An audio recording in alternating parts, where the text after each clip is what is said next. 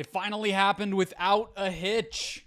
Kevin Durant made his debut for the Phoenix Suns on Wednesday night in a win over the Minnesota Timberwolves on today's episode of Locked On Suns. It's a game recap, but it's a special one. Let's go.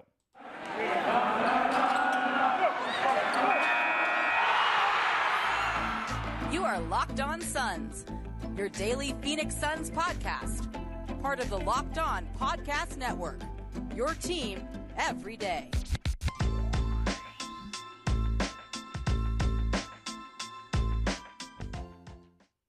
And we're back. This is Locked On Phoenix Suns. We are part of the Locked On Podcast Network, and I'm your host, Brendon Kleen, credentialed media member covering the Suns for the past 6 seasons, a writer at Suns.com, and the host of the Just Basketball Show wherever you get your podcast. Thank you for making Locked On Suns your first listen post-game after a 107-100 victory by the Suns. If you're finding the show for the first time or you just never bothered to do this before, the best way to support the show is just by going ahead and listening every day, hitting follow, hitting subscribe, and getting this show into your feed each and every Monday through Friday.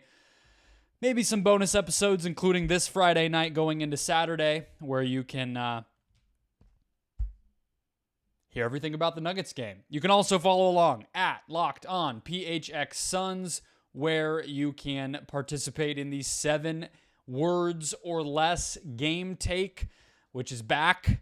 We have at Dan McBride 24, don't need everyone to play perfect anymore.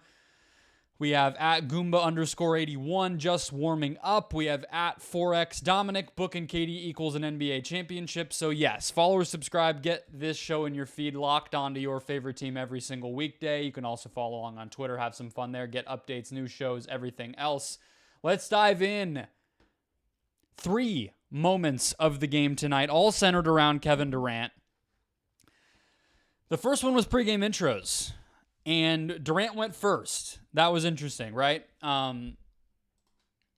We didn't know. It's sort of semantic, but I think the players care, fans care, it matters. It's one of these symbolic, honorary things we do with sports, and so what they're going to do, it seems like, is have Durant first and Book last. Book going last is pretty cool to me. I mean, I know I just said it's silly. It's sappy, whatever. I don't care. I think he's earned that. This is his city, his franchise, his team. And so he gets to go last. It's a little bit weird with Durant, right? Where, I would imagine Curry was last in those pregame intros in Golden State, and Durant was probably last in Brooklyn and Oklahoma City, but he's just had this sort of bizarre career. I don't think he cares about that type of thing much at age 34. The task at hand is not getting your name called last. The task at hand is continuing to win championships and lay roots and build and win. So not that huge of a deal, but I can tell you for sure, when he did get called first, the fans erupted. It was very loud. It was the warm welcome that everyone was ready to give him a month ago, and they were finally able to do it. And so, memorable moment I don't think anyone will ever forget, and it made its way. It bled directly into a scratchy start for the Hall of Famer. Started, I believe, 0 of 7 from the field, and that brings us to our second moment of the game, which was actually caught on film by the ESPN broadcast, which means you probably saw it before me, but I found it on social media afterward. It was Monty and Durant's exchange. I think it was in the first or second quarter, and Monty basically saying, I think he said, greatness doesn't worry, shake his head. Yeah, this is actually the 7 words or less game take that House of the Sun at PHX House of Suns put in there on our Twitter feed, which is greatness don't shake his head. And that's what Monty said. He said it's part of it.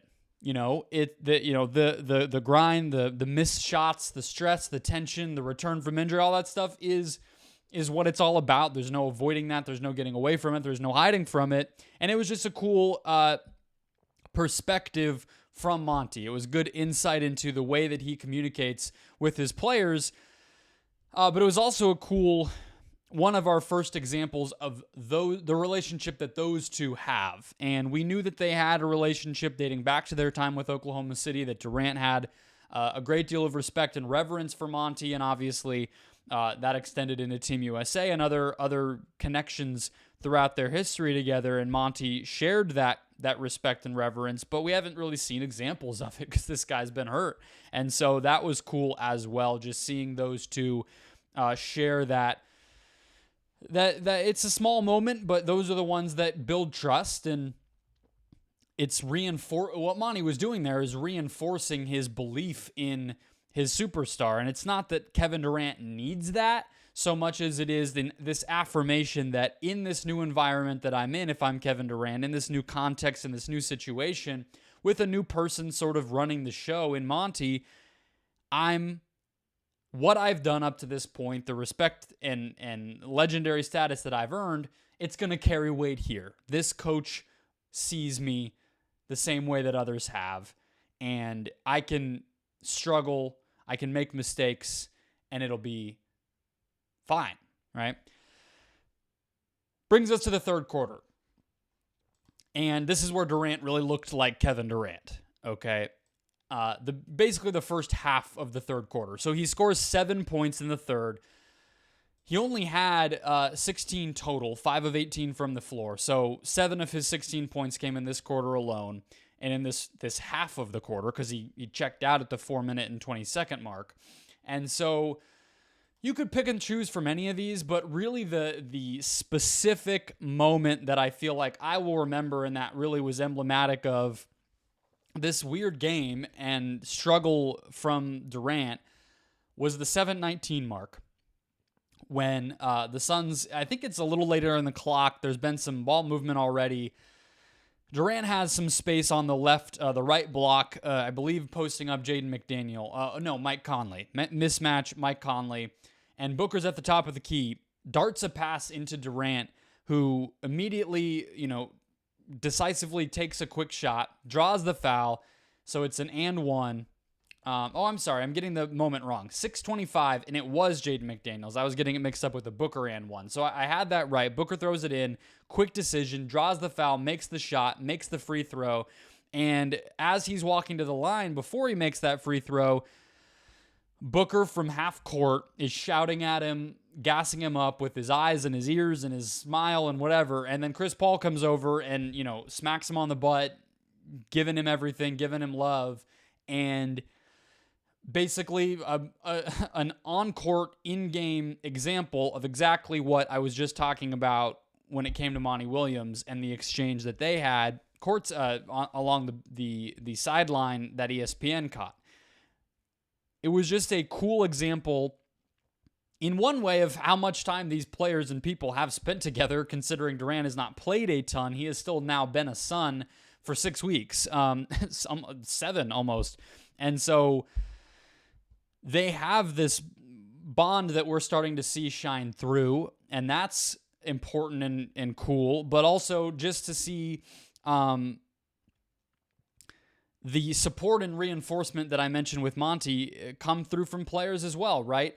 That, as much as we're hyping up and sort of emphasizing and getting nervous about the general quick pressure cooker sprint experiment that this will be, with Durant only playing 10 games in the regular season as a Sun before he has to roll it out into the playoffs,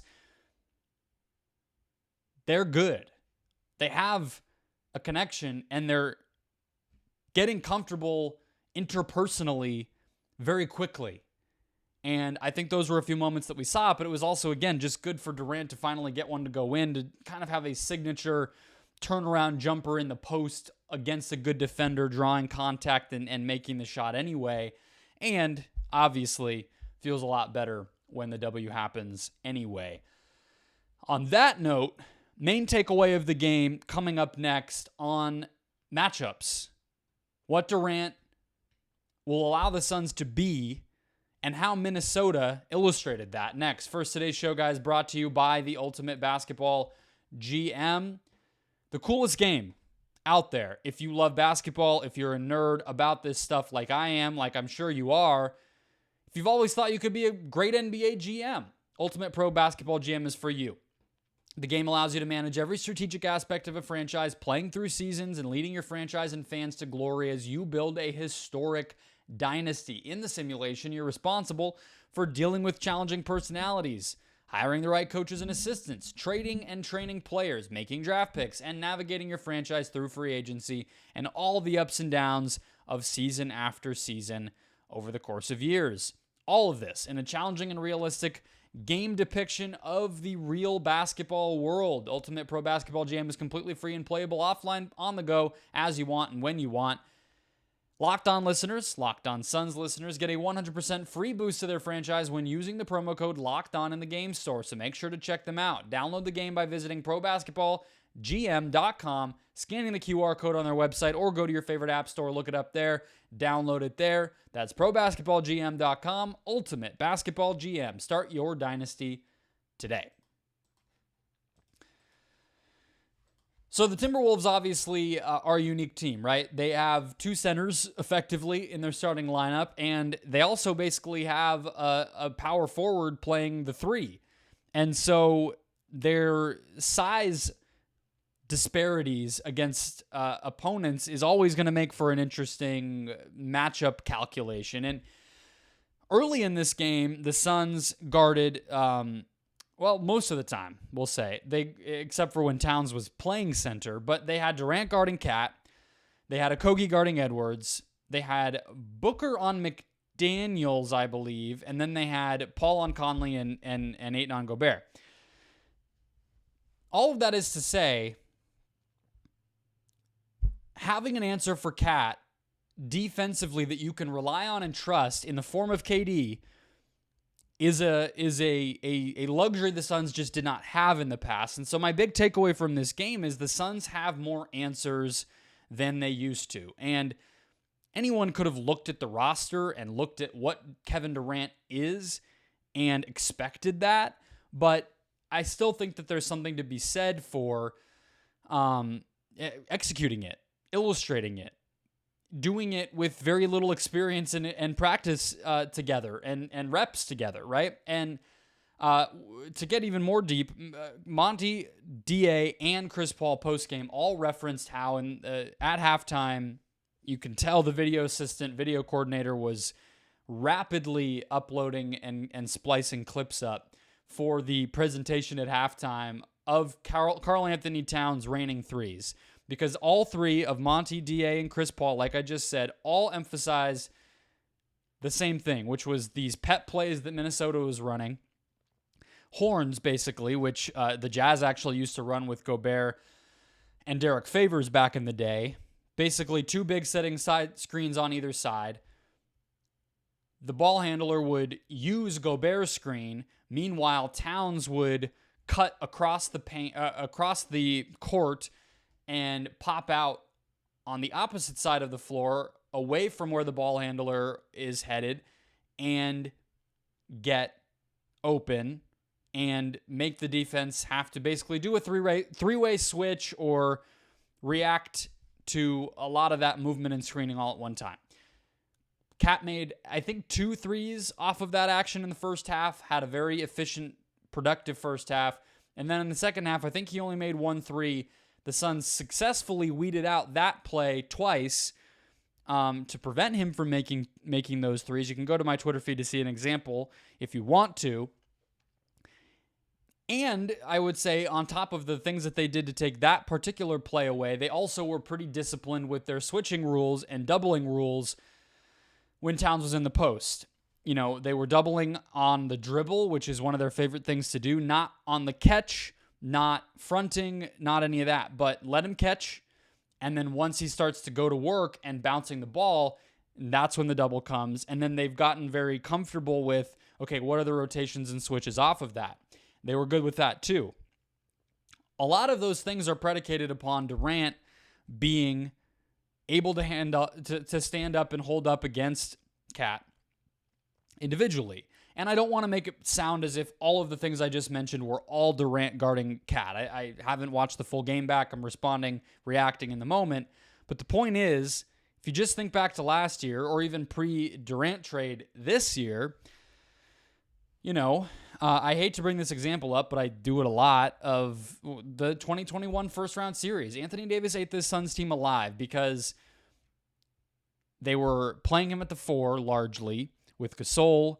And even when they weren't, if Ayton wasn't able to do anything because he was afraid of fouling, because Davis just could maneuver around him or over the top of him, whatever the case might have been, if Davis just got past him, there's no rim protection, right? Same problems we ran into watching Giannis do this. That was that, right? And there was no backup plan because Jay Crowder's 6'6". He's not going to guard an Anthony Davis or a Karl-Anthony Towns or a Giannis, right? Mikal Bridges, not the right matchup for him. He's better on ball handlers. Cam Johnson's not really a defender. Torrey Craig in stretches, and he actually did decently against Towns, I thought, tonight too. Even TJ Warren tonight, I even would say, did decently well, but those are guys you don't want to be in too big of roles, and so the Suns just didn't have answers, right? They have answers now.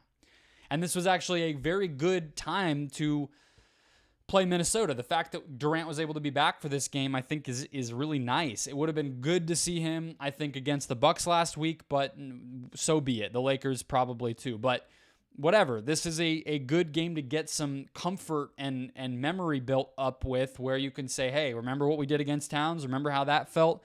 I thought Durant made a lot of good plays as a help defender at the rim as well. He didn't get any blocks, but I counted 2 or 3 on drives where he was just the guy stepping up to deter at the basket, in addition to some of the stuff with Towns. These are all things that he brings and that we didn't really have much of an opportunity to see in those first 3 games because the Hornets suck.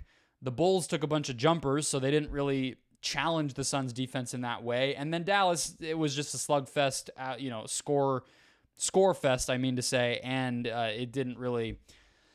There wasn't a lot of defense being played or really, tactical maneuvers happening that we can pull from defensively. It was a parade of shots. And so this was a nice one. This was a good one, and it proved exactly what we all assumed, that with Durant, the Suns are going to be able to be more flexible, versatile, imaginative on defense, in large part thanks to that man.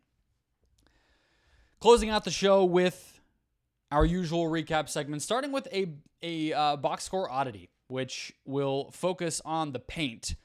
Talk about that next. First, today's show brought to you as well by FanDuel, America's #1 sportsbook. The tournament is heating up, and there's no better place to get in on the action than FanDuel. That's because right now, FanDuel is giving new customers a no-sweat first bet. Up to $1,000. That's up to $1,000 back in bonus bets if your first bet doesn't win. Just go to FanDuel.com/lockedon and sign up today to claim your no-sweat first bet. Then wager on everything from the money line to point spreads to which team will be cutting down the net.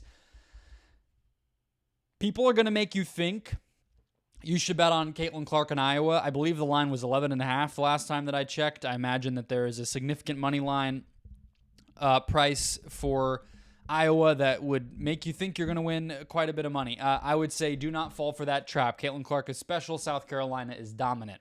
That's my advice. That's it.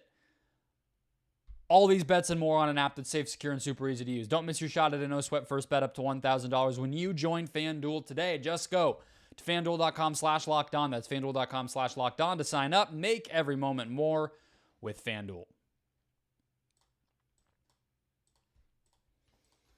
Okay, closing things out. 107-100 Suns win. Box score oddity. Points in the paint. 54-44. That's crazy. And it builds off of what I was just saying regarding the answers and the size matchups and everything else. The Suns attacked the paint. And if you listened to my show on Wednesday morning, you would have heard me talking about the fact that the Wolves defense has quietly been very good this season. And I'm sure even after this game, it was only 107 points that the Suns scored, and the Suns only shot 42% from the field. So defensive metrics overall will probably still be good after this one. But the Gobert effect has been there. And the Wolves have done a very good job limiting opponent makes inside of at the rim and at the mid-range area, everything else. The areas of the court where Gobert tends to be a deterrence, make people second-guess themselves, miss, whatever, that is still carried over. And so for the Suns to be able to do that against them and to do it relatively fearlessly, in my opinion, I think is pretty impressive. You know that I talk a lot about the Suns attacking the basket. I don't think it's necessary, and I do think that Durant his arrival means that they really will just be able to survive being a jump shooting team on a lot of nights. But that's not to say that you should settle, right? Or just, okay, that's who we are, whatever, doesn't matter. And so what's particularly interesting about this, though, is what the heck is going on here? Why does it... Okay, well, I was going to try to look up the at-rim finishing numbers for this game, but Cleaning the Glass, which shows that data, is frozen at the score of 17-16.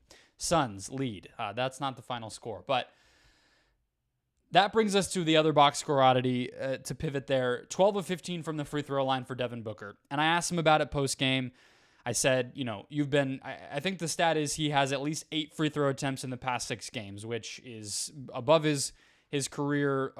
his season average for sure. He's averaging 6.5 on the season. So, almost 2 per game on top of that over the past 6. And I said, is that something that you feel like you've adjusted and that's resulting in it? Or do you think you're finally getting some of the calls that you've been hoping for? And he was pretty, I felt like he was ready for the question. And sort of it was on his mind too, because he said he went back and studied it. And he looked at the fact that of the top scorers in the league, it was really only him and Steph Curry who don't get to the free throw line double-digit times, at least get to, like Embiid makes 10 or more free throws in a game, but even just attempting. And he said that, obviously we know Steph plays a different way. He didn't say this, but I'm saying that, you're not going to, Steph's an outlier. But Book, I'm sure, took that a little bit personally. And I think there is a level of, I know people have gone back and done the math. Shot selection doesn't fully explain why the Suns don't get the calls.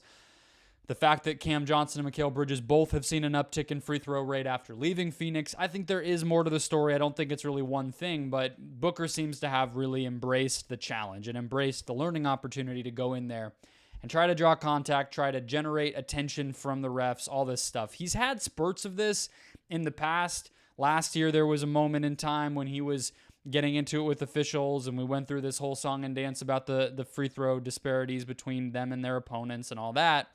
And he was in attack mode then. I don't know if this one will stick. I do think there's something to be said for year after year going through these stretches of having to dedicate yourself to it. It should multiply over time. You would think he's learned some tricks and tips and, understood how to physically handle the contact that he's getting in a way that it's not going to make him fall down or get hurt or be in pain, be sore the next day, whatever.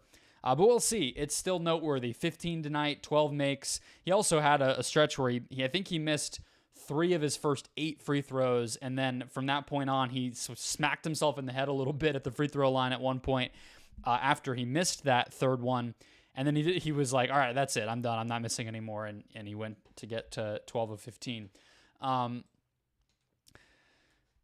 Bench mob vibe check. Let's get through it really quick. The 5 guys who played off the bench: Craig, Warren, Biyombo, Payne, Ross. I think Ross is the question mark to me. There were a lot of lineups where it was Durant, the bench, and then Ross in there. And I didn't love that because I'm not sure what you need Ross for when you have Payne, who's going to be, bringing the ball up the floor, looking for his shot himself, pushing the pace, running pick and roll, all that stuff. The ball's going to be in Payne's hands a lot of the time with that second unit. And then obviously Durant is going to be having plays run for him, handling the ball himself plenty as well. What's the point of Terrence Ross? I guess he's a shooter. It's not a problem, and that wasn't the only lineup he played in, but he only got 13 minutes, so I would have guessed, a significant part of his minutes were with those lineups.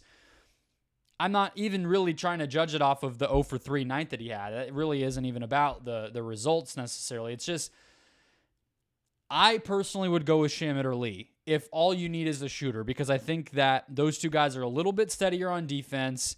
Ross is proven to be a little bit of a better ball handler and pick and roll operator than I thought he would be coming out of Orlando, where he wasn't really asked to do that. So I don't want to take too much away from him there, but I think Shamet is a little better on that. I think Lee is better attacking a closeout and making the right next play within sort of the 0.5 offense the Suns want to run. I think playing in Golden State really helped in there. So if all you're really using Ross for is a floor spacer, sort of veteran decision maker, keep the ball moving, don't make a bad decision type of thing as an offensive player, I'm not sure why you need to do that, why you need to go to him over some of these other guys. On the other hand, he obviously scored the bejesus out of the ball for the past few games. He could make me look like an idiot if he has a big, second quarter or fourth quarter against Denver on Friday, and I look like I don't know what I'm talking about. So it's just it's in flux. I told you I'm done making complete concrete guesses about what Monty's going to do. I don't even know if we'll know that by game 1 of the playoffs. I think between games 1 and 2 of the first round, it might be different. It's hopeless trying to predict it because we just don't have enough evidence to know much, and Monty doesn't either. So we'll see. All right, last but not least, I don't have this is not a recap segment. I hope you'll forgive me, but nevertheless, I just want to draw your attention. If you're not on YouTube, get with the program here. Go subscribe. Check it out. This is going to entice you to do it. But you'll see right here, right there. I'm pointing at it. The jersey on my wall. It is no longer Giannis Antetokounmpo. You all are welcome. Giannis is still right there on my table. If you're on YouTube here looking at that, I'll leave it there. I don't just do Suns podcast, folks. That's part of the problem. You guys get on me about why are you really a Suns fan, this and that. I don't really ever tell you that I'm the biggest diehard Suns fan in the world and I have all the best memorabilia and merch. I don't know. I'm not trying to proclaim that, so you don't have to throw that at me. But I did one-up my setup. That is a Mikal Bridges jersey, courtesy of my wonderful wife, who we celebrated our anniversary, and she got me that. So that will be there forevermore. Mikal Bridges, remembered forever. My personal favorite Sun of all time. If that doesn't give you the bona fides of being a Suns fan, then sorry. But there you go. That's for all of you haters who criticized me, commented whatever nonsense over the years. Really, like 1 year since I put that up, and it's gone. There you go. Giannis is relegated to the table. Mikal in all of his glory, the purple and orange, will be here on the poster forever. That'll wrap us up today, guys. We'll be back tomorrow getting you ready for the Nuggets game. Aaron Edwards will be joining the show. We're going to talk next day, thoughts on Durant and his rusty debut. Aaron has a rant about Booker All-NBA, and I'm really not going to disagree with him much. And then we'll preview that Nuggets game. So hit follow or subscribe. Get that show tomorrow. Get the recap of the Nuggets game after that. You get the picture. There's stuff every day in your feed. Staying locked on to your favorite team. In the meantime, go make Locked On NBA your second listen. Here today, get caught up on all things NBA from here to the East Coast. That show's available on all podcast platforms as well. And I'll talk to you guys tomorrow.